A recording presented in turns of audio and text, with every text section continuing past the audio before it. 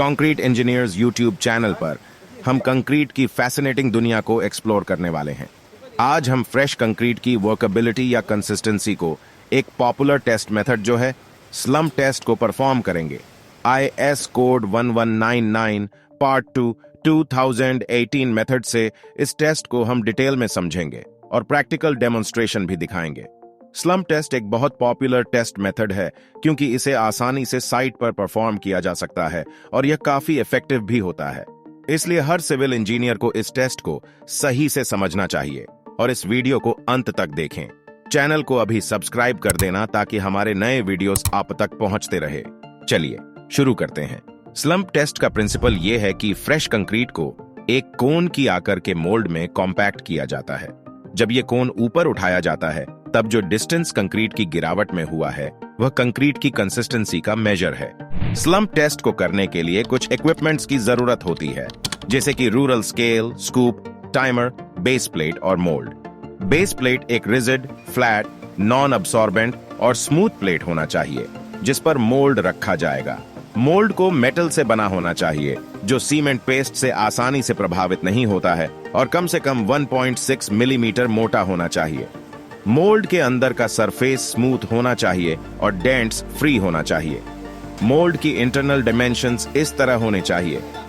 Base का diameter 200 ± 2 millimetre, top का diameter 100 ± 2 millimetre और मोल्ड की हाइट 300 ± 2 मिलीमीटर होनी चाहिए। टेस्ट प्रोसीजर की ओर बढ़ते हैं। सबसे पहले मोल्ड और बेस प्लेट को गीले कपड़े से गीला करें। सरफेस पर से ज्यादा पानी को एक अब्सॉर्बेंट कपड़े से पोंछ लें। रिजिड हॉरिजॉन्टल बेस प्लेट पर मोल्ड को रखो और ध्यान रहे कि यह सेट अप कोई भी एक्सटर्नल वाइब्रेशन से फ्री होने चाहिए।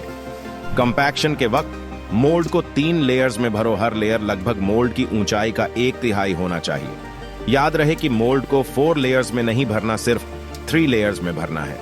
ये IS कोड 1199 पार्ट 2 2018 में अपडेट कर दिया गया है। फिलिंग के समय 2 पैरों पर खड़े होकर मोल्ड को मजबूती से पकड़ लो। मोल्ड भरते समय याद रखो कि कंक्रीट मोल्ड के अंदर समान रूप से फैल जाए। हर लेयर को टैंपिंग रॉड की मदद से 25 टाइम्स अच्छी तरह से टैंप करो। टैंपिंग रॉड से लगाए गए स्ट्रोक्स को मोल्ड के क्रॉस सेक्शन एरिया पर एक समान तरीके से डिस्ट्रीब्यूट करें। इससे नीचे की लेयर के लिए यह जरूरी होगा कि रॉड को थोड़ा सा झुकाओ और लगभग आधे स्ट्रोक्स को सेंटर की ओर स्पाइरल रूप में रखो।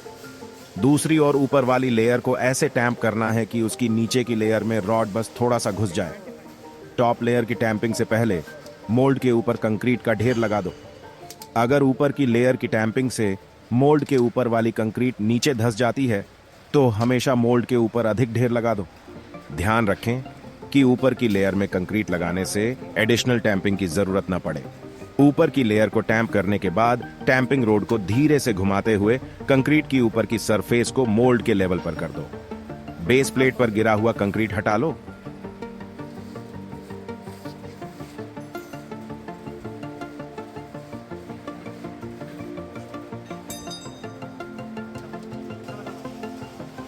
मोल्ड को 5 ± 2 सेकंड्स में सीधे ऊपर की तरफ खींचो, लेकिन ध्यान रखो कि कंक्रीट को लैटरल या टॉर्शनल मोशन न दे।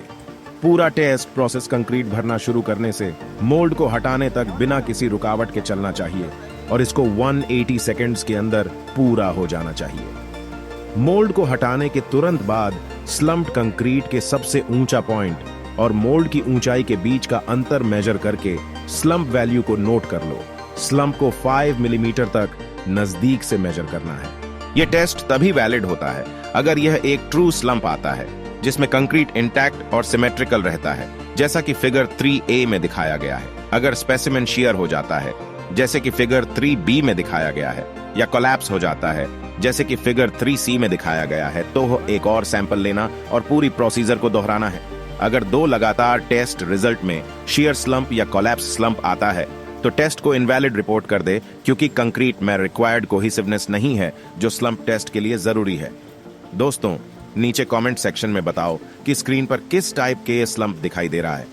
स्लम्प टेस्ट कंक्रीट की कंसिस्टेंसी को चेक करने के लिए उपयोगी है जो 10 मिलीमीटर से लेकर 210 मिलीमीटर तक के स्लम्प्स के बीच होती है। इस रेंज के बाहर कंसिस्टेंसी को मेजर करने के लिए दूसरे मेथड्स होते हैं जो हम हमारे दूसरे वीडियोस में डेमोन्स्ट्रेट करेंगे। यदि आपने अभी तक हमारे चैनल को सब्सक्राइब नहीं किया है तो अभी कर लें, क्योंकि आपके लिए हम ऐसे ही इंफॉर्मेटिव और टेक्निकल करेक्ट वीडियोस लाते रहेंगे। इस वीडियो को लाइक करें और नोटिफिकेशन बेल ऑन करें। Thanks for watching.